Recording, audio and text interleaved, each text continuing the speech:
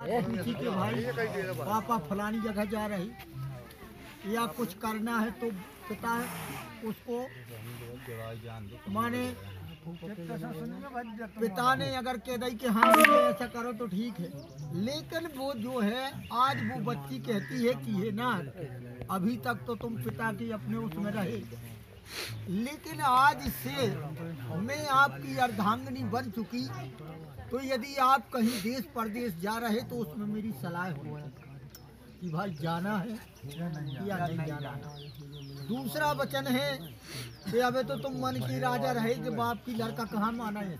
आप कह दे कहाँ कर ले, हाँ अच्छा, लेकिन आज वो कहती है कि ऐसा नहीं पटेगा। अब यदि आप कोई चीज अपनी खरीद रहे, जमीन ले रहे या गाय भैंस कुछ भी खरीद रहे, तो वो कहती है कि उसमें मेरी सलाह हो कि भाई लेना है या नहीं लेना है।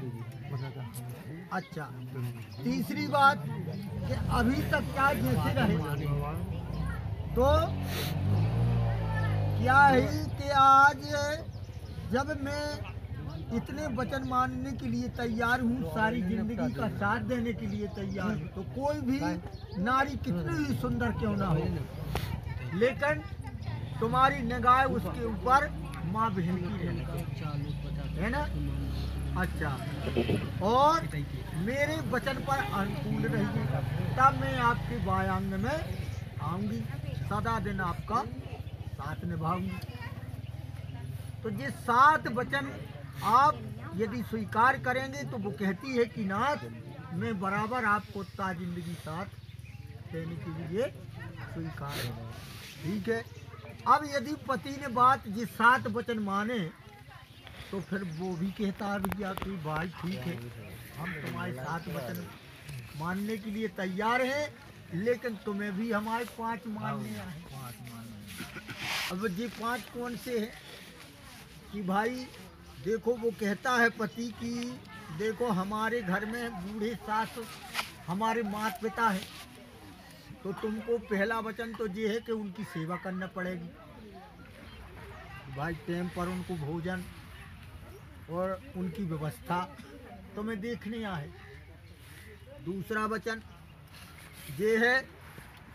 कि मर्यादा के साथ यदि कोई पाहुन रिश्तेदार अपना मान दान तुम्हारे यहाँ आवे, घर में कोई हो अथवा ना हो, तो उसको जलपान भोजन पानी और उसका कायदा करना पड़ेगा। तीसरी बात, मर्यादा के साथ रहना पड़ेगा। पहली बात तो ये है कि घर की बहू बिटिया के बाहर ना निकलो चाहिए, लेकिन यदि नहीं चलता है तो अगर निकलना ही है तो इतने कायदे से निकलना है कि वो आदमी जो ना कहे कि भैया जब फलानी की बहू कैसी निकल गई, कैसी निकल, वो जो ही कहे कि भैया बहुत लियाकतदार है, बड़े आदमी की बिटिया है। तो ऐसी ये सारी चीजें जो है तुमको निभाना पड़ेगी। घर में चाहे दुख हो चाहे तकलीफ हो, लेकिन बिना लिवाए तुम्हें यहाँ नहीं आने पड़ेगा कि यार तनक कछु घर में जब जो कोई इकट्ठो रहा तो कछु हो भी जाए तो ऐसा नहीं, उसको बर्दाश्त करना पड़ेगा। क्यों कि बिना बुलाए, और जो है तो पार्वती जी कहती कि उनके बाप की तो जग होती भी कहती हमें तो जाने है,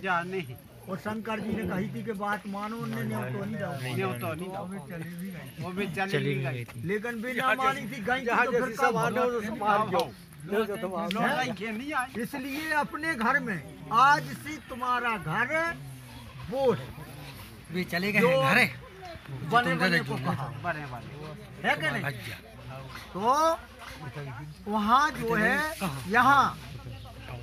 बिना बुलाए, हाँ एक त्योहार परत की छुट्टी तुम्हें ना भी चाहे तो कोई लिवावे, तो रक्षाबंधन का त्योहार होता है, तो राखी बांधने के लिए भाई खिलाने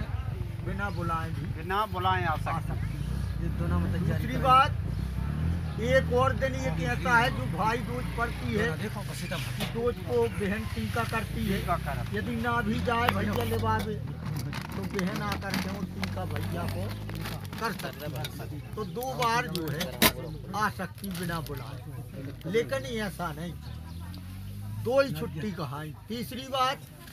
अकेली दुकेलो कहूँ नहीं जाने, लेकिन उनकी भी लाने एक छुट्टी है कि भाई यदि जाने ही है तो बड़ा बरसात पड़त है, बहु में बिटियाँ जाती हैं बड़ा पूजवे, तो भैया बाहर संग साथियन के साथ में बड़ा पूजवे जेबी को अधिकार है। ऐसे जी वचन जो है ता जिंदगी और मानने पड़ेंगे, तब जो है जीवन सुखमय कटता है। ठीक है। अच्छा,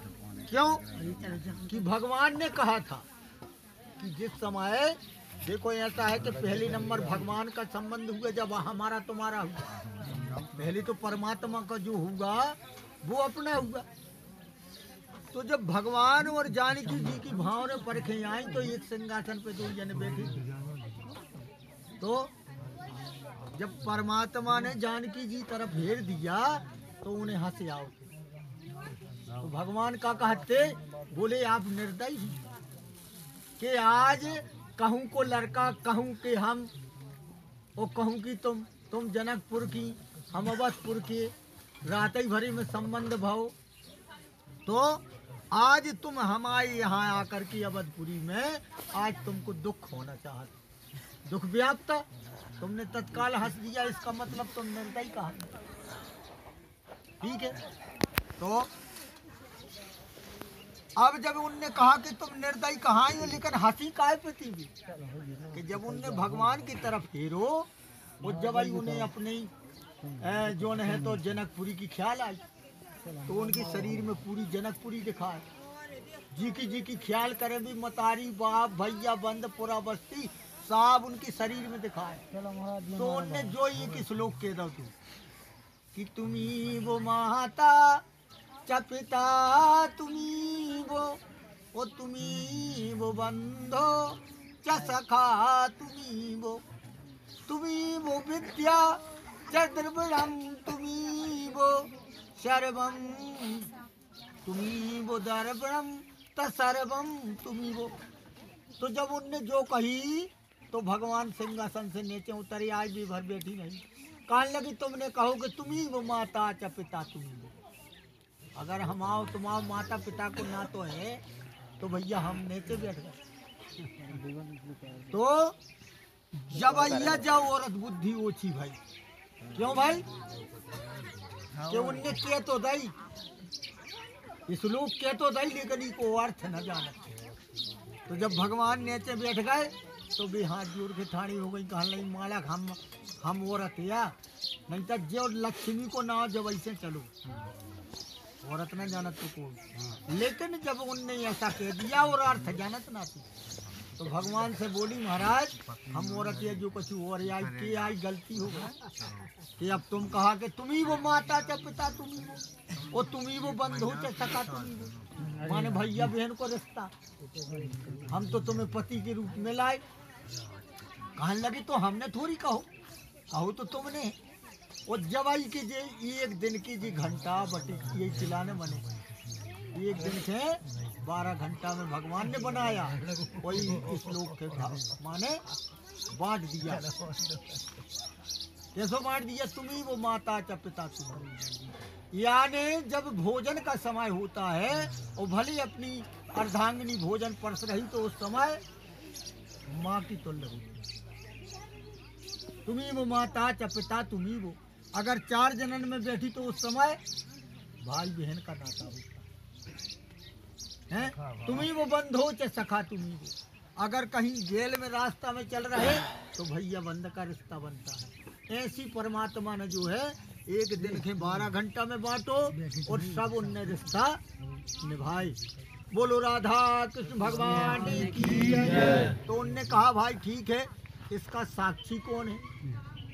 ये बातें जो भाई, तो उनने कहा भैया जो मड़वा है तो जो ही उखड़ जाने, ये बराती है तो जी अन्य बनने किया, इन्हें कहाँ तलाशा, तो